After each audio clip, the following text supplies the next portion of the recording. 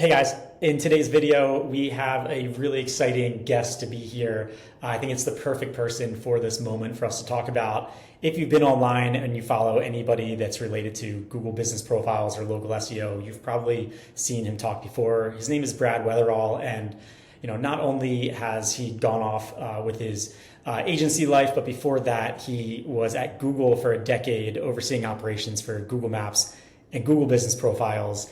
And he has a lot of really cool ideas around the future of local marketing and Google Maps. And so I wanted to bring him on to the to this video so that we could hear his thoughts and also talk a little bit more about the book that he just put out, which is all about the future of search. So I'm just very grateful, Brad, that you decided to spend some time with me. You've always been super helpful to me personally and the industry. So welcome. Oh, appreciate it. That's a great intro. Yeah, no, thank you so much for the warm welcome. And shameless plug. You mentioned that my book just came out. I'd encourage everyone to go check it out if you're interested in how search is evolving. It's called AI and the Future of Search. And it's available on Amazon, Barnes and Noble. Go check it out. I'm sure we're going to be talking about a lot of the concepts that I talk about in the book in the conversation today. But that'd be a good place to go and learn more about at least my thoughts on where we're headed. Cool, amazing. And you know what? Impromptu decision. If you're one of the first 15 people to comment on this video on YouTube, we'll ship you a copy of it. Our treat. So what I like to do is really understand where someone's coming from when they're running their agency. And Brad is the CEO of GBP Experts, right? Which couldn't be a more fitting title for his agency, given his background. And so, Brad, do you mind kind of running us through maybe the years leading up to when you decided to start this agency and what you're thinking and why you decided ultimately to go for it? Yeah, it's kind of a weird story how I kind of got into this business.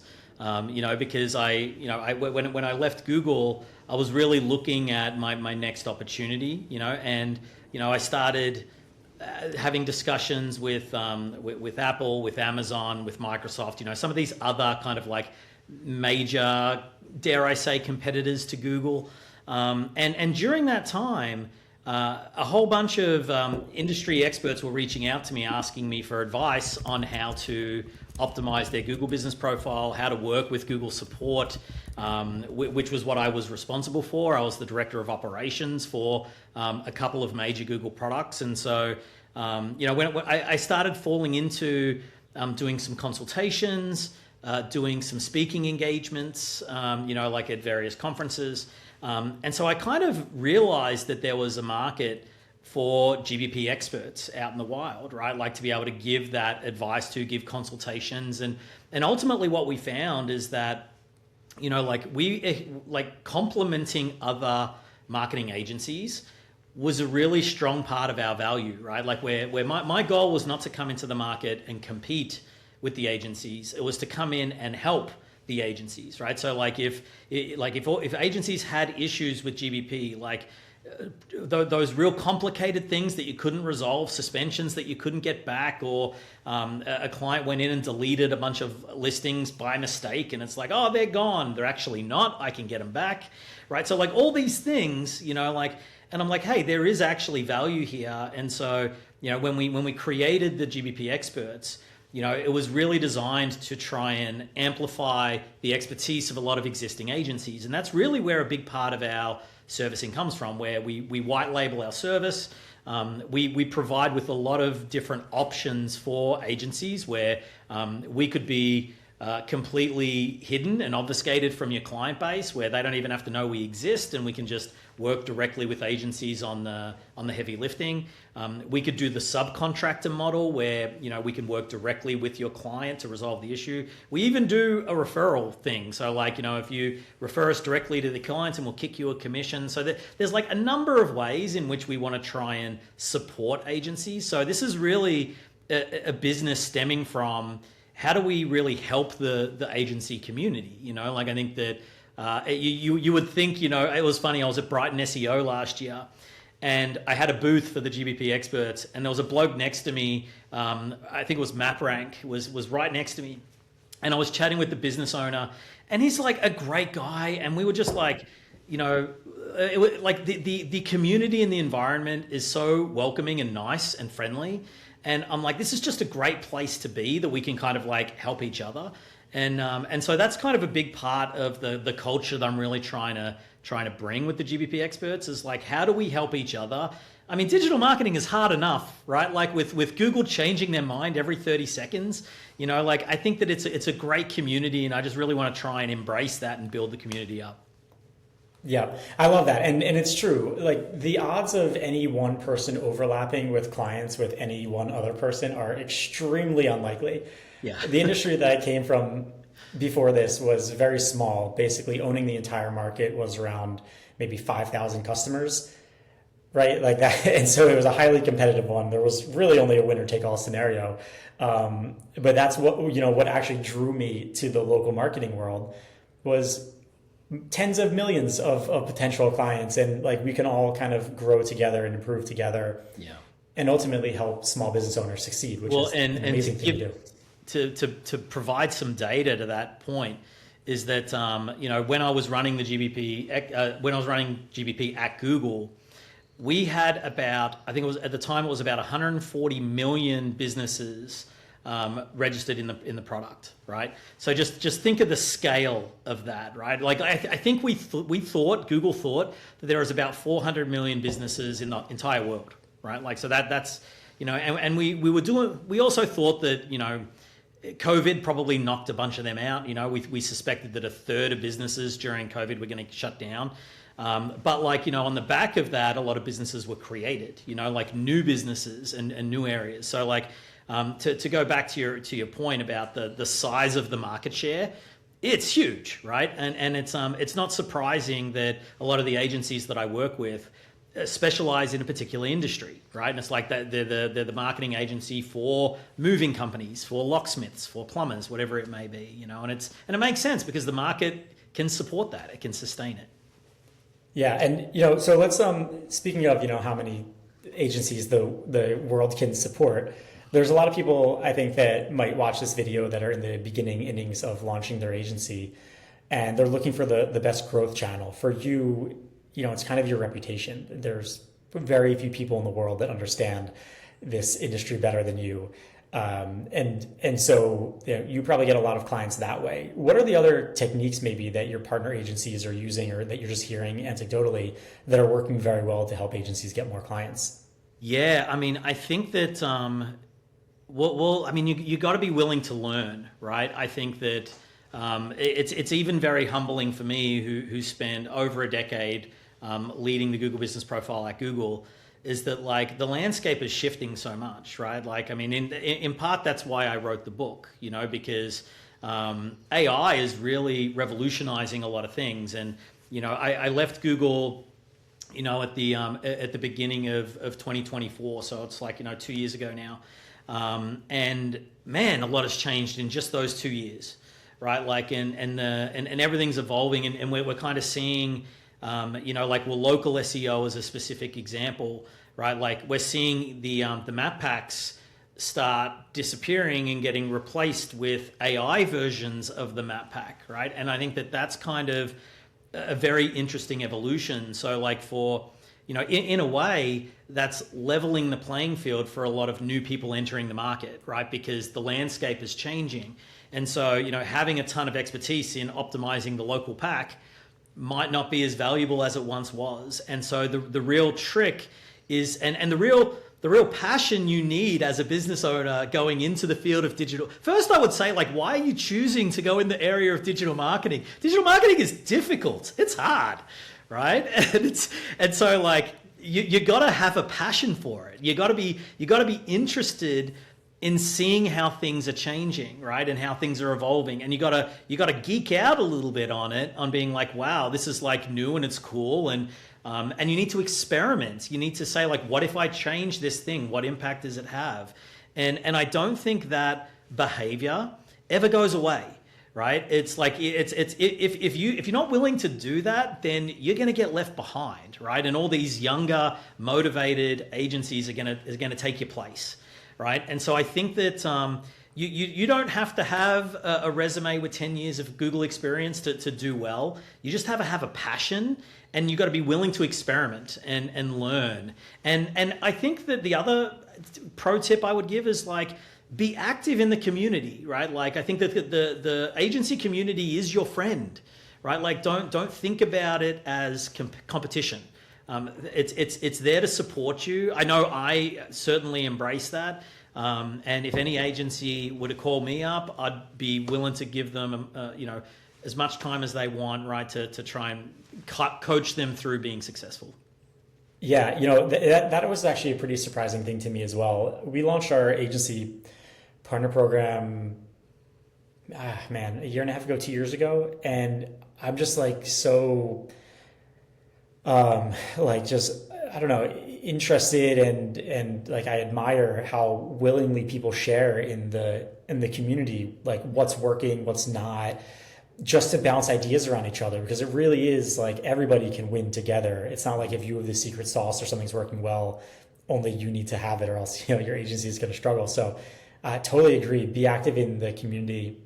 Like we've even seen that like sub communities have like popped up from our community where different people have different interests and they'll all go meet separately. And yeah, totally. If you want to be active in this world, you can. And I think one of the reasons behind it is because so many of us are solopreneurs where it's lonely. Like you should totally go and work with other people that are going through the same lonely journey as you are, right? Starting an agency, you typically don't have a big team. That's a great point. I think that a lot of agencies start off with one bloke that has a passion. Well, I say bloke, could be anybody, right? But it's someone who has a passion, and finding other agencies or other solopreneurs that are in the same boat as you. It's not as lonely as it might feel. That's a great point. I've got a tactical question for you. I'm not a really good segue, so I'm just going to completely change direction here. What do you think the best thing you should do during onboarding for a client to ensure long-term success? Yeah, well, I mean, this was advice that I got from my manager at Google many years ago. I think that it's front-loading the relationship management, I think, is probably the best advice that I can give. And so, I think that the example that he used to give was, if you've got a new stakeholder, maybe you took on a new role and you got new stakeholders, but that stakeholder happens to be in New York, go fly to New York and visit with them, right? Like go meet them face to face, like shake hands, kiss babies, do what you need to do, right? Like build that relationship, because the more investment you put into the relationship up front, the stronger the relationship will be longer term. And so I think that what a mistake a lot of agency owners make is that they think the job is done when they get the sale, right? And it's like, and I would actually challenge that and say the first 3 months, the first 90 days of a relationship is critical. That determines whether you're going to lose them at the end of the first 3 months or they're going to stay for 5 years, right? Yeah. Is how they feel in that first 90 days. And so, you really want to go above and beyond in that first initial period. And I'm not trying to say do all the hard work and then forget about them. But I think that if you do all the hard work up front, you can lean on that investment for the duration of the relationship. And so, investing in that relationship up front, going that above and beyond, is really investing in the relationship. Be an identity to that person, right? So be someone. It doesn't have to be the owner of the company that does it, but they have to think, oh, I know the GBP experts, right? And I know that they're there to take care of me. Or I know Merchant, and I know, I know that company, and I know what they stand for. I know their culture, and that's gonna actually work in your favor for for a lot of the trust and loyalty that will come from that upfront investment. Yeah, no, I love that point. Thinking about the earlier days at the company, I had the privilege of getting to speak with everybody one-to-one. And I know that early set of customers very well. I caught up with a bunch of them just this week. Whereas the newer people that have joined, like I didn't have that touch point. And so they are probably way more likely to stop working with us just because, I don't know if the people on my team that have helped them have built those kind of relationships. So they're definitely important. So then, I don't know, have you heard of any really cool like onboarding strategies to really, get those hooks in early on and show that like you are dependable? Yeah, well, I mean, like there's two parts to that, right? I think that it's I mean, for me, it's about selling my expertise, right? And I have the benefit of having a great resume at my back. So right off the bat, I probably get a lot of phone calls purely just because I've got a good reputation, good experience. But that only gets you so far. I think that you really need to make sure that you can live up to the hype, so to speak, right? And so for me, it's really kind of like sitting down with the owner of the business, going through and talking to them about their business, right? Like, and being interested in what they're trying to achieve. I like to talk about the competitive landscape of that particular business, and that's part of what makes digital marketing exciting in a way, and it keeps it fresh. Is that every situation is different, and it's like, I can look at a profile of a security company in Houston, Texas. I had this call yesterday, and I'm like, I know nothing about security companies, let alone in Houston, right? And so I'm like, so then I start doing some competitive research, and I'm like, all right, this is the company that is the guy that you want to start chasing. This is what they're doing well. This is what I would recommend to you. For another part of the business, I'm like, oh, you're the big fish here. So like in your case, it's like you have to protect your turf, so to speak. So the strategies are a little bit different when you're in a protective mode than if you're in a chasing mode. And so it's just when I sit down and I kind of like show and tell that to a customer, they kind of go like, wow, that's a lot of information. It's like, good thing I've got you on my side, right? Like, I want them walk away feeling that. I want them walk away feeling like, yes, my guy knows what he's doing. I'm in good hands, And I think that it's really like the more you can show the expertise in upfront is I think a great first impression. That's like, first impressions really do matter. And so like, making that great first impression, but then of course you have to back it up, right? So like, if, 6 months down the line, you need to be able to say, all right, here is how we've progressed from that point in time. So it's unfortunately, there's no easy outs in this business. It's, you need to do the work. But I think that the juice is worth the squeeze though, so to speak, right? Like, because if you do all that right, you will end up with a client base that is very loyal and very sticky. And then you can just kind of like keep adding on to it. Yeah. The number of I love that advice. And that what I was going to say was the number of agency owners that I meet with, and they turn on their video and they're like, oh, sorry, I'm in Costa Rica right now. Oh, I'm in Fiji right now. Oh, I'm in wherever. I'm like, what other jobs are they somewhere in the world that they just want to be? Like, also, if you do it well, it kind of buys you an amazing freedom. Yeah. So, you're right. You definitely need to perform because there is data that is going to kick your butt if you don't. And a large part of that is reliant on your clients being bought in on the strategy and helping get things like reviews and give you images, to upload to Google. How do you go about a conversation when you have a client that's just not performing well, but they've also done nothing to get reviews or give you, the information you need? I mean, that's the $1 million question, right? It's dealing with those tough clients. It's hard, right? I mean, because there's a lot that we can do as agencies, right? The optimizations, the things that are within our control. But then there's dependencies that we have, right? So like, hey, we do need local photos, and it's just cost prohibitive for me to fly out to South Carolina and take a bunch of photos myself, right? Like, that's not going to happen. But it's like, replying to reviews and things. I think that that area can get a little bit easier because you can sit down and strategize around. All right, well, like 4 and 5 star reviews, we should be able to reply with a personalized custom response.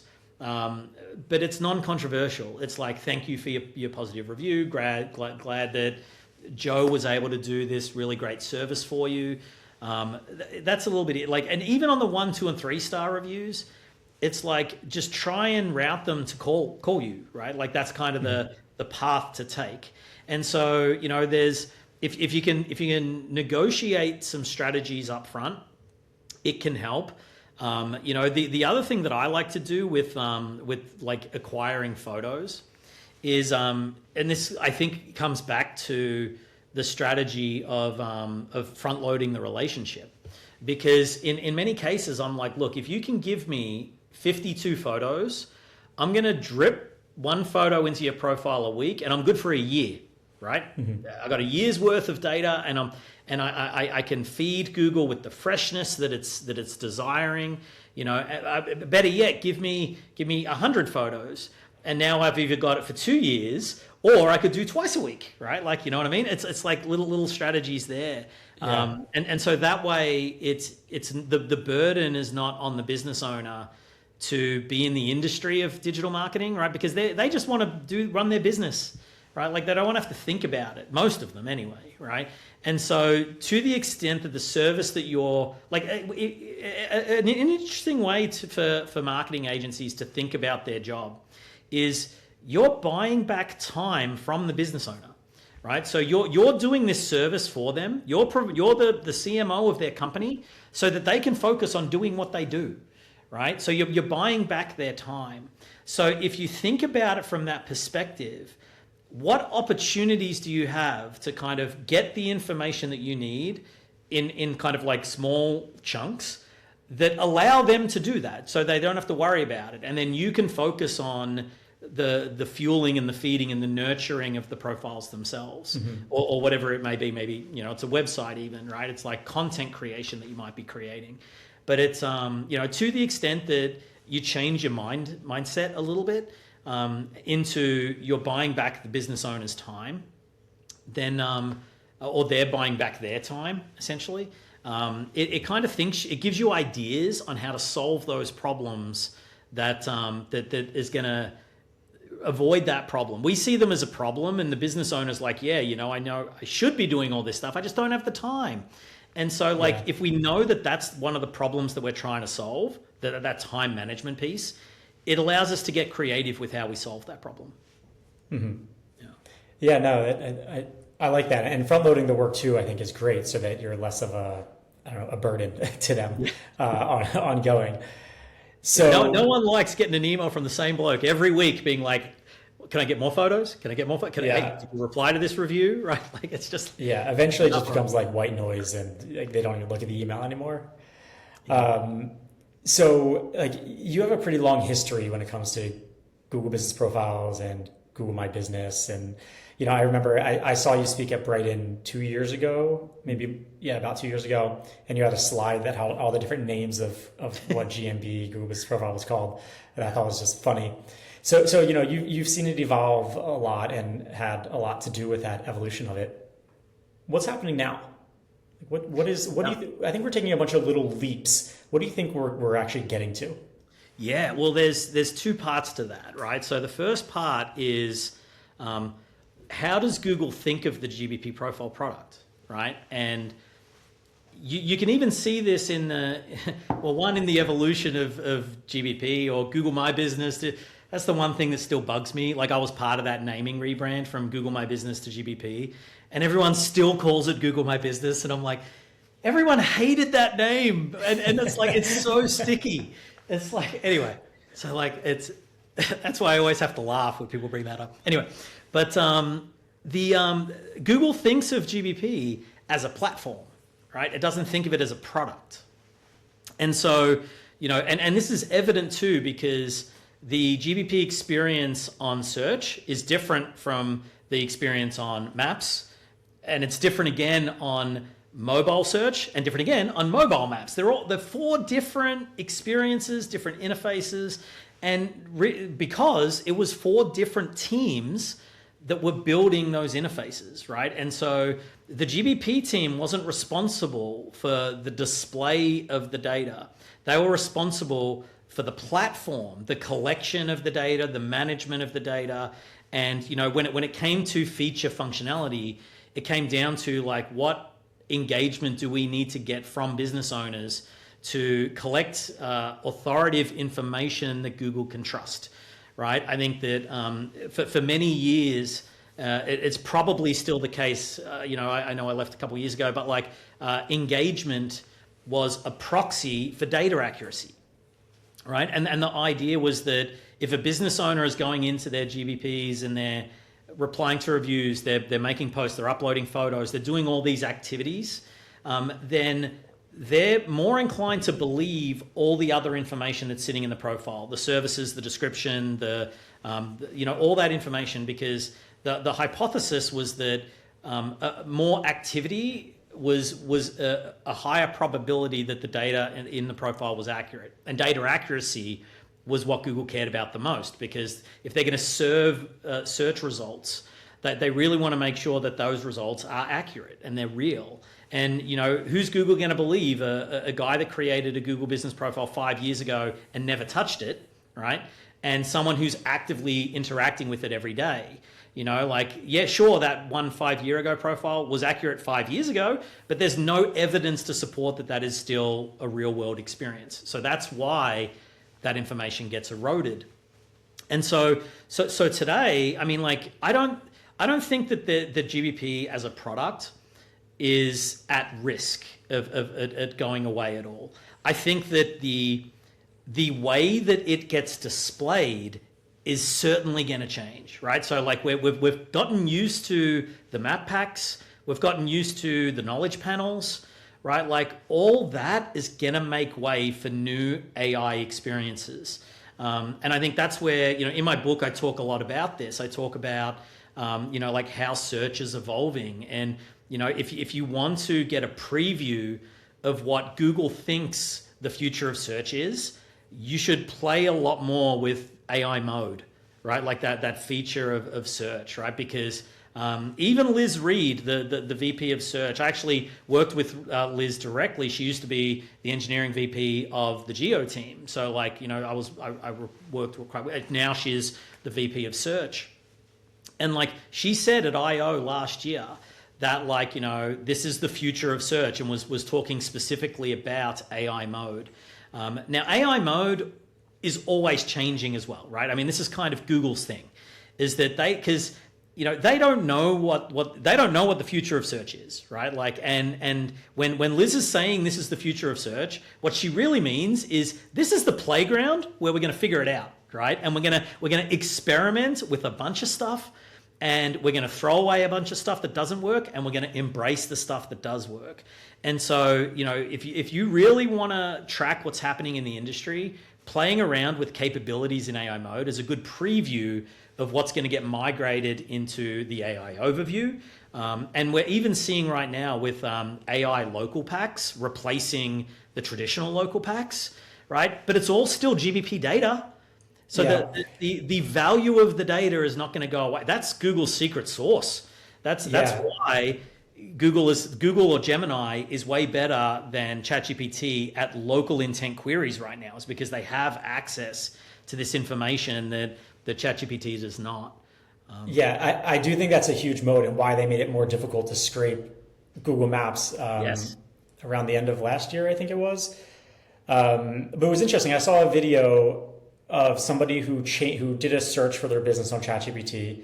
It showed all their information. They then changed their phone number on their Google business profile, waited like 5 minutes for it to get approved by Google. And then they did that same search on ChatGPT, and ChatGPT showed the new phone number. Yeah. Which makes you wonder, what is that relationship there? Did they find a way to scrape? Are they actually buying that data? I don't know. And I think you and I actually talked about this, something similar, I think when AI mode first came out.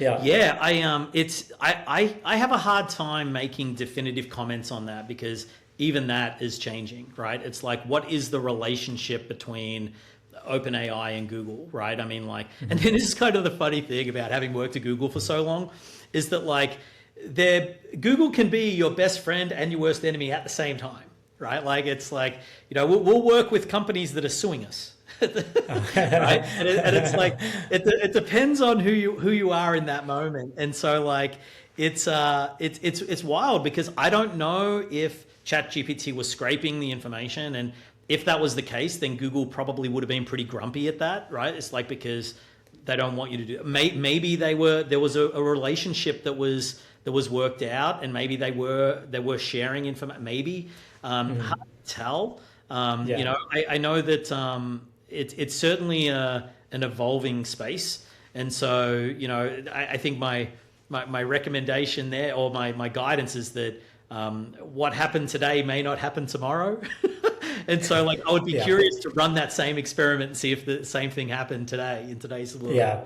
And I really like the way that you put it around Google business profiles aren't going away, but the way that you experience them will change. And I think the easiest way to look at it is that the Google Business Profile database is kind of just a user-generated data layer, where there's, Google's pulling a ton of stuff. Anyone that has ever had all their services overridden knows.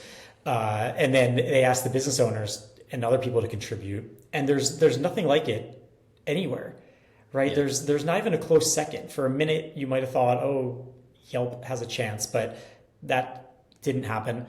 And then, when Apple and Google inked the deal for Gemini to power Siri starting in November? I'm not sure of the effective date. Yeah, it's like that must be just basically ending almost Apple Maps' ambition around local business data, because surely Gemini is going to surface its Google Business Profile data when someone asks Siri, "Hey, what's the closest tire repair shop near me?" It's certainly an interesting thought, right? Because it's what is the future of ABC, of Apple Business Connect, right? Like, that was a big deal at Google when Apple announced that that's like a direct competitor to GBP, and it was kind of reminded me of the old Google Wallet story, right? Like, I was working in payments, one of my first jobs at Google, and I was working on Google Wallet, and it just wasn't going anywhere, and people weren't adopting it, and so internally Google made the decision to shut it down. I was like, all right, we're going to shut down Google Wallet. And then 2 weeks later, Apple announced Apple Pay. And so internally, it's like, just kidding. We're like doubling down on this. Right?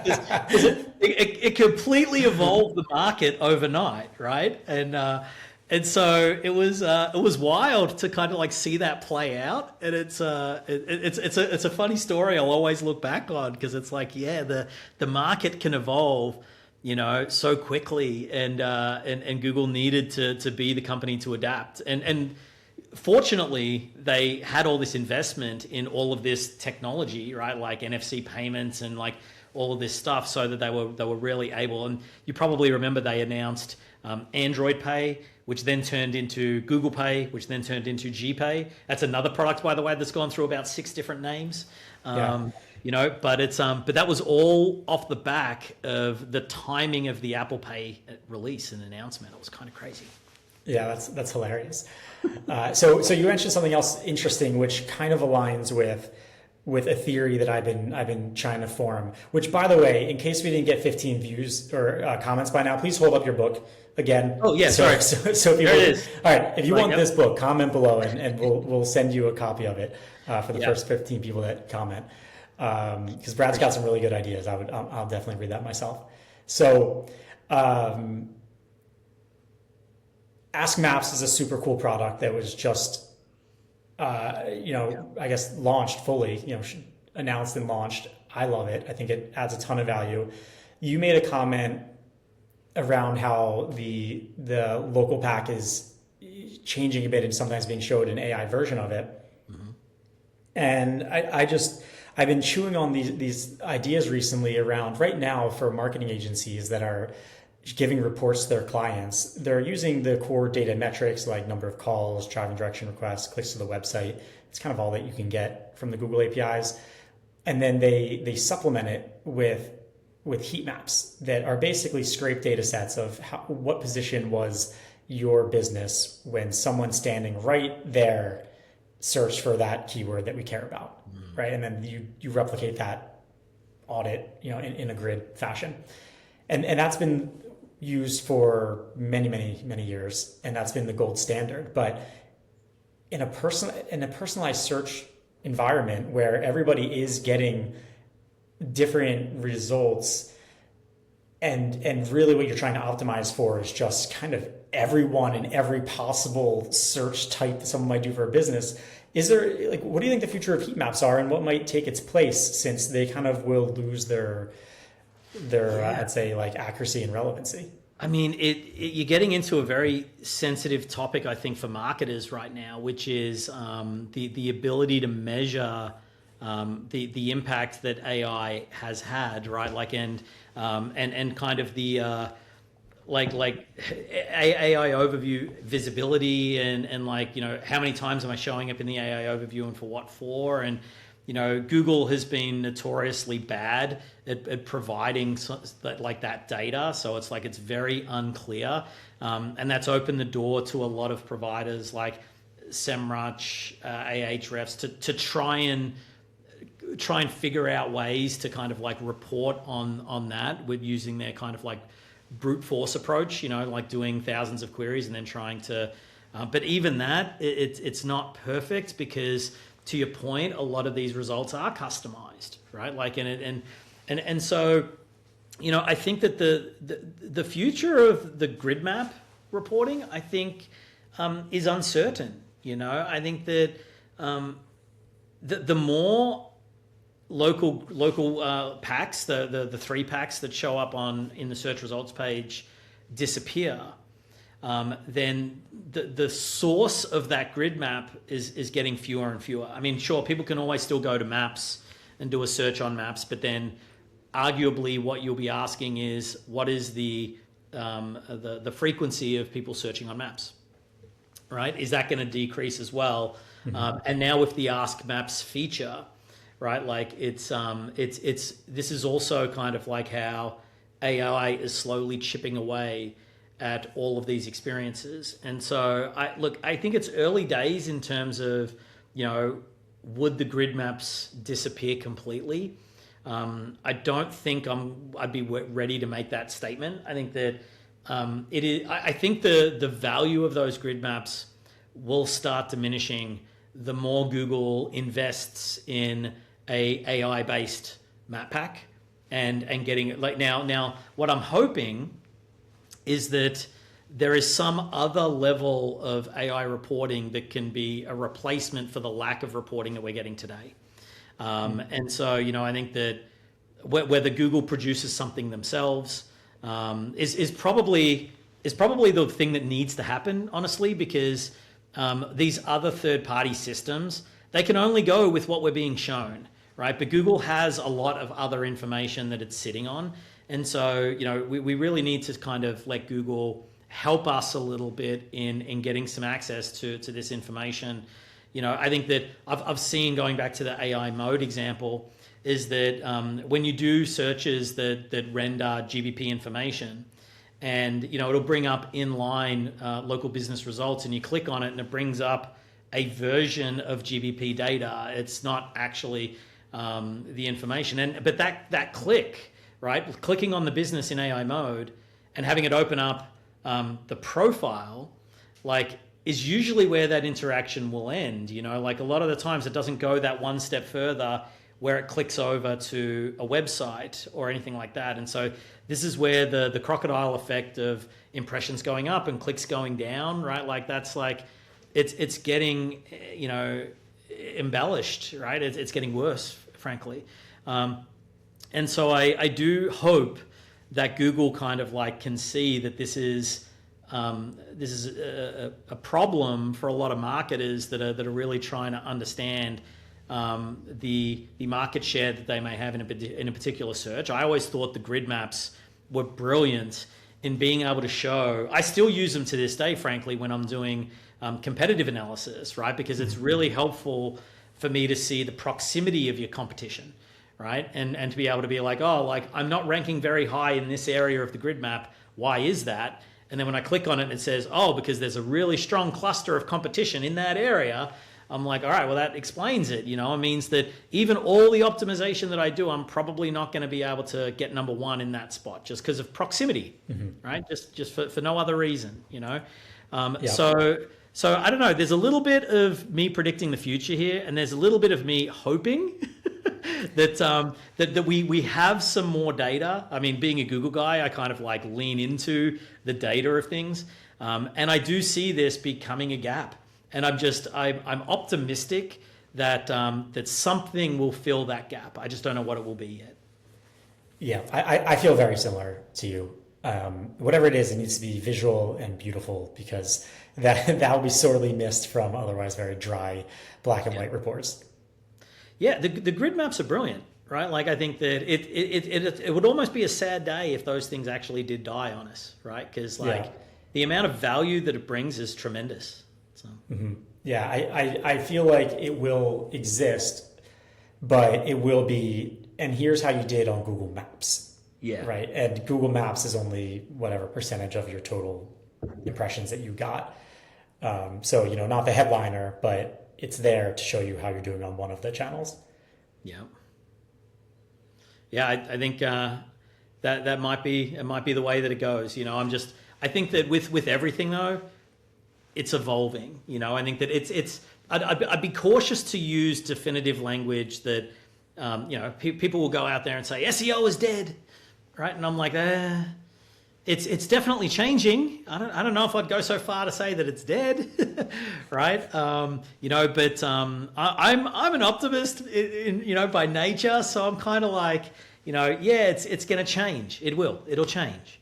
I just think that, you know, and I think I'm going back to my advice for like kind of like new agency owners, right? Is that embrace the change, right? Like find new ways to do it. And if you get energy from that, then you're in the right industry, right? Because there's no shortage of change in the digital marketing space.